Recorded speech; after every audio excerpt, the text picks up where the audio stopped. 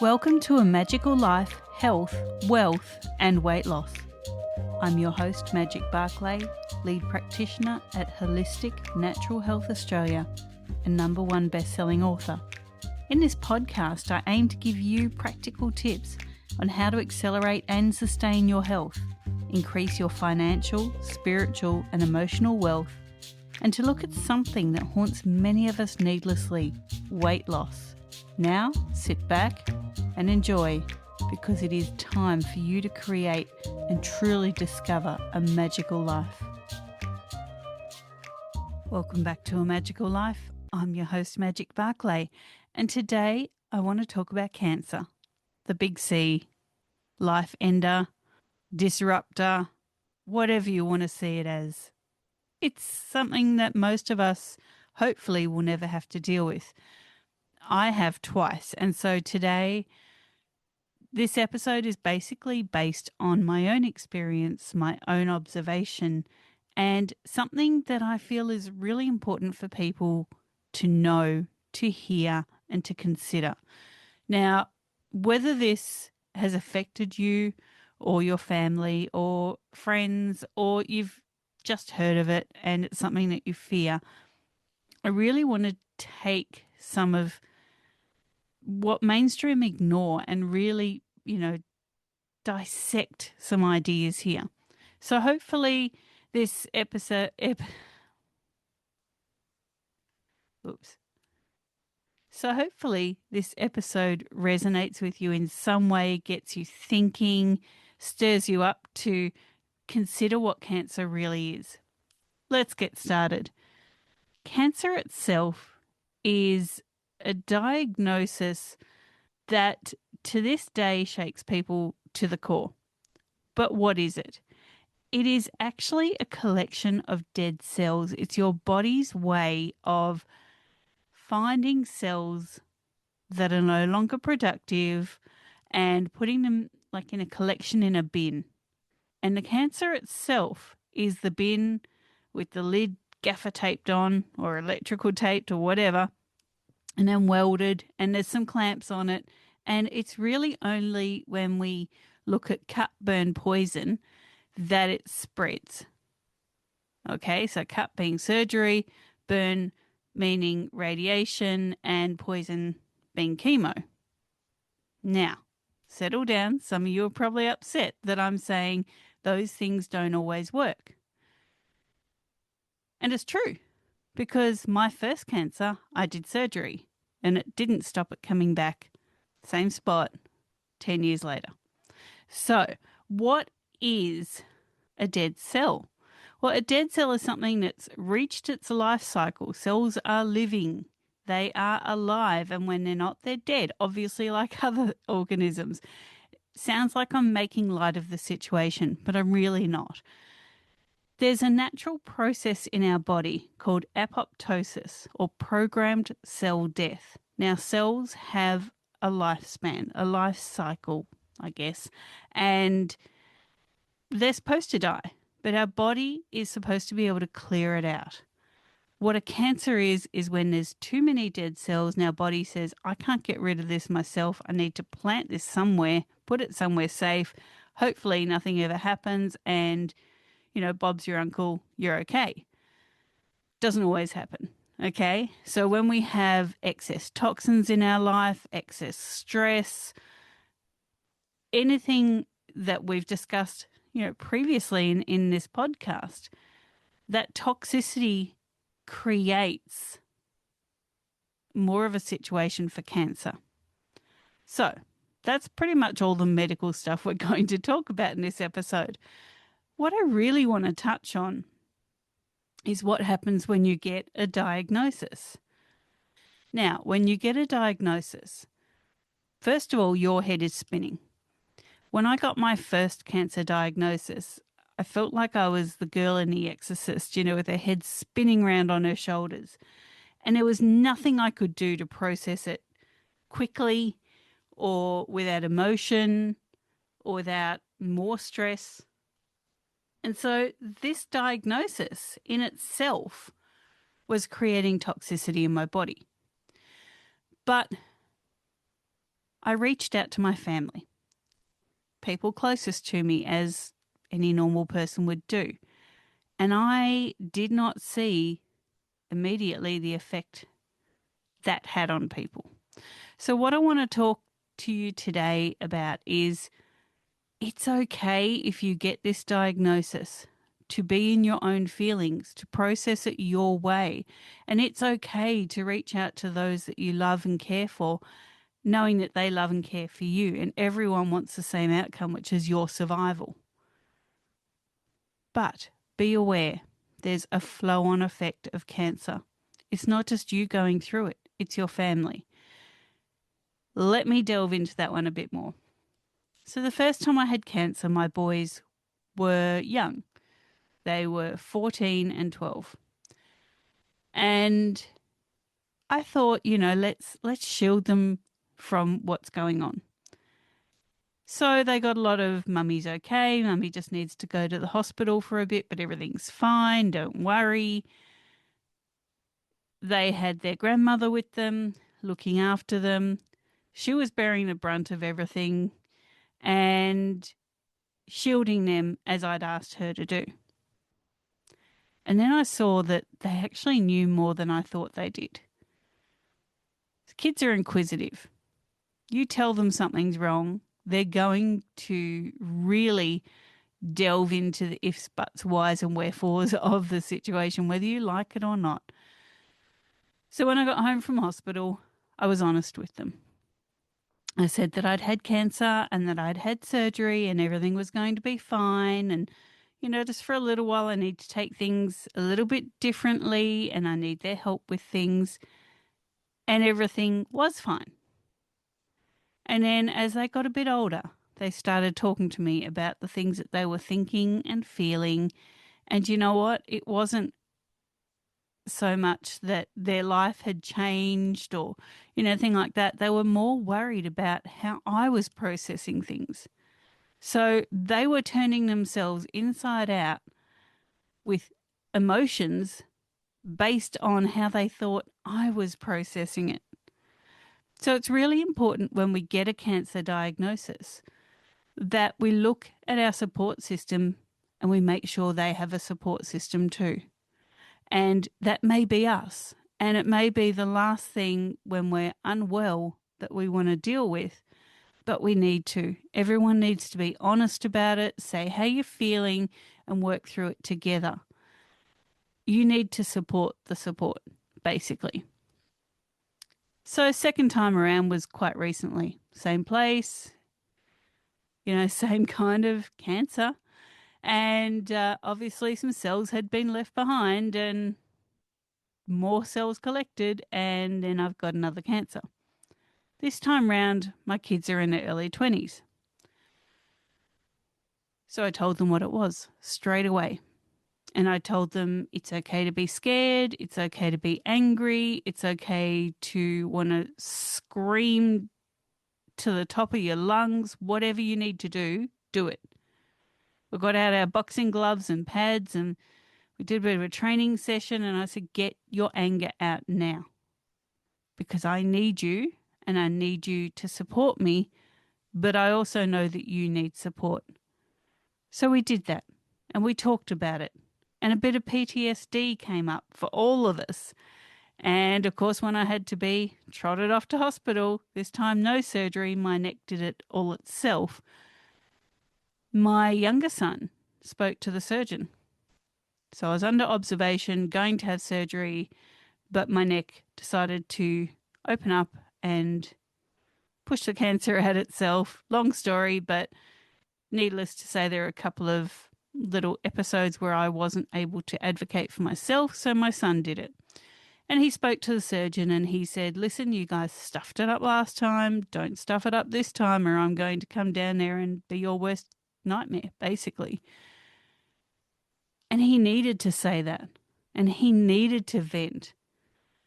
And when I was able to, the surgeon spoke to me about it, and he said, I realize this young man is traumatized. So I took his vent and let him do that, and then spoke to him calmly when he calmed down. And I thanked the surgeon for it. wonderful guy. I've spoken to him since, and he said, I could sense that your son was traumatized. So I let him work through it.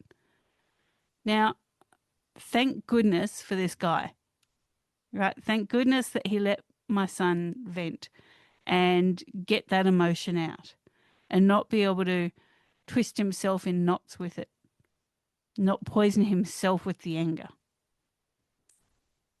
Maybe you don't have someone like that. Maybe you need to create someone like that. When we're going through cancer, this is kind of the last thing we think of. We don't think of the flow-on effect to our families. We're so busy thinking about our own mortality. And again, speaking from my own personal experience here. But if this resonates with you, please look after your support crew because they need support too. And they don't necessarily need to book in with a psychologist and, do the whole formal I need to talk to someone thing. Maybe they just need to go for a walk with you. Maybe they need to do a boxing session. Maybe they just need to scream at someone who can take it and understand it's not on them. Right? This is not directed anger. This is confusion and fear and, all the other emotions that our support crew go through. So that's when you get a diagnosis. What happens when you get some treatment? No matter what the treatment is, it's not going to be fun. Right? I'm just telling you this now. Whether you go the medical route or the natural route, it's not going to be fun. There's going to be times that you feel like crap. For me, it was the nausea. It was the being able to smell things that no one else could. It was, get up from the couch, walk 5 steps and feel like you're absolutely going to bring up your breakfast. And then it goes down again. Like, that was horrible. Okay, but it was being honest about that with my support crew, letting them know what I was going through. Because they need to know. My kids could not eat certain meats in the house because the smell would just send me off. Kind of like pregnancy, morning sickness times 1,000. So when you're going through this, be honest with what you're going through. Don't try and sugarcoat things. Don't try and shield people from anything. Let them know. If they can't handle it and they disappear, that's on them. Now, back in season 1, I believe it might have been episode 10, I spoke to a very dear friend of mine, Sophie, who has metastasized cancer. And we spoke about this then. Go back and listen to it, but I'm going to basically say it all over again.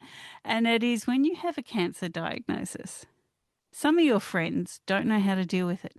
And so they don't invite you to things. They know you're going to say no, so they just don't invite you to things.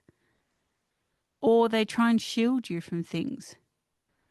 Don't do that. Invite your person with cancer into things in your life. Give them the opportunity to, if they're having a good day, to attend. Or give them the opportunity to decline. But give them the opportunity. Because when you've got cancer, you need to keep your life moving normally as much as possible. And it's the not being invited to things, the over-shielding of things, that hurts so much. You're already going through hell. You don't need to be emotionally dismissed or discarded as well, or overprotected, any of that. Whatever the action is coming from your friends, you don't need it.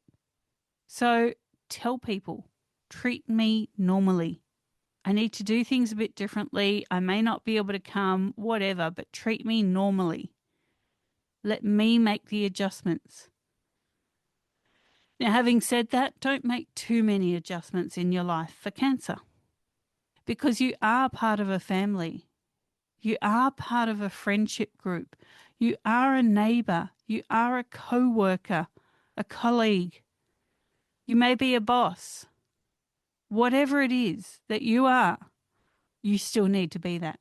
You are not a cancer person every moment of every day. You are still you. And so you need that opportunity. But you need to give that opportunity to the people around you as well for some sort of normality in life. It's really, really important that you do not ever let cancer take over your life. So this is something else that came up along my journey. It was not being invited to things. It was people when they came over really treating me like an invalid. I'm not. I'm perfectly fine apart from what's going on in my case in my neck. And it's really important that life goes on. So this is while you've got cancer. So you've had your diagnosis given to you. Now you've got the cancer. You're dealing with it. You're doing whatever treatment it is that you're doing. What happens after? And this is really important. It's really important that you get on with your life.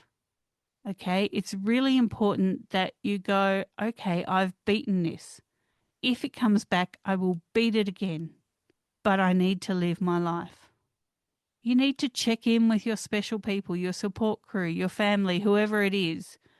And you need to go, we've all been through this. I get it. It wasn't just me. But we're okay. Now, if your cancer is something that you can't beat, this is really important as well. It's important that you give permission to your support crew to have their emotions around you. Because a lot of support crew will try not to cry in front of you. They will try not to show that they're scared or that they're angry. It's okay for them to have emotions in front of you. It won't break you completely. You'll survive their emotions. Maybe your cancer is not something you can survive, but you need to be able to give other people a chance to have that emotional closure and emotional acceptance. Because if you're gone from this planet, you're leaving them with that. And that's not okay. This comes down to our pets as well. Now, something I noticed the last time I had cancer was my little kitten spent her whole time with her arm across my neck. We'd snuggle in bed, and instead of just laying beside me, she would make sure some part of her was across my neck. Usually an arm, sometimes a tail, whatever. She felt like she needed to help heal me, to touch me. And that was okay.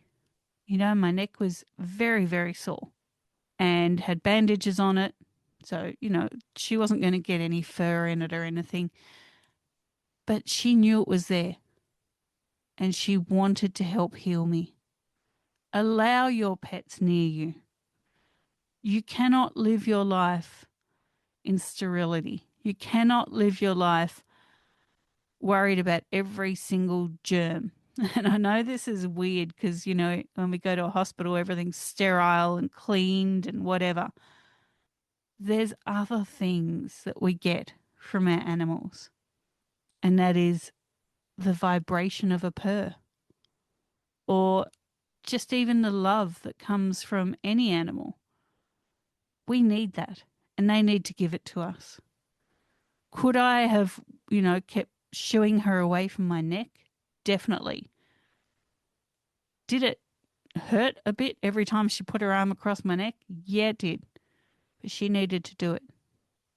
And then when I came back from hospital and I was healing, she needed to be able to sniff me and check me out and make sure that I was still me. And then when everything healed up, it was important that our life went on as normal. Had it changed? Yes, it had. Definitely. But any amount of normality that you can bring back to life will help you heal. My neck is fully healed now. I'm keeping an eye on things. My kitten will still check out my neck. She'll still sniff. There's no open wounds or anything. And she'll still check it out. And that's okay. She wants to make sure her mum's going to be fine. And my kids will still eat things that make me nauseous. And that's okay. Life goes on. They will panic when I'm turning green in the gills. They'll say, "Are you sick again?" And I'll just say, "No, I actually just don't like that smell." Probably may never ever like that smell again. But I'm just telling you, I don't like it. Do they change what they're eating? No, because I haven't asked them to. I have not asked them to change their lives whatsoever. My reaction to it is my reaction to it. It doesn't need to be their problem. And I guess this is the crux of this conversation. And that is that you are not the only person dealing with the cancer. You are the person with the cancer, but you are not the only person dealing with the cancer. So be aware of the people around you. Allow them to have their emotions. Allow them to have their fears, their anxiety, whatever it is. Ask them for normality. Normality in their behavior. Normality in being invited to things.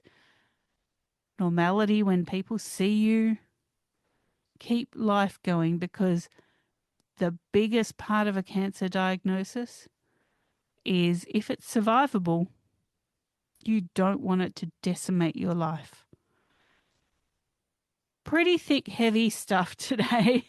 And you know what? It's important that we have this conversation. As always, if you like and subscribe, share, and leave us a review of this podcast, we would be eternally grateful. And my last message is, cancer does not need to be the end of you. Maybe it's the beginning of a stronger, more resilient, better you.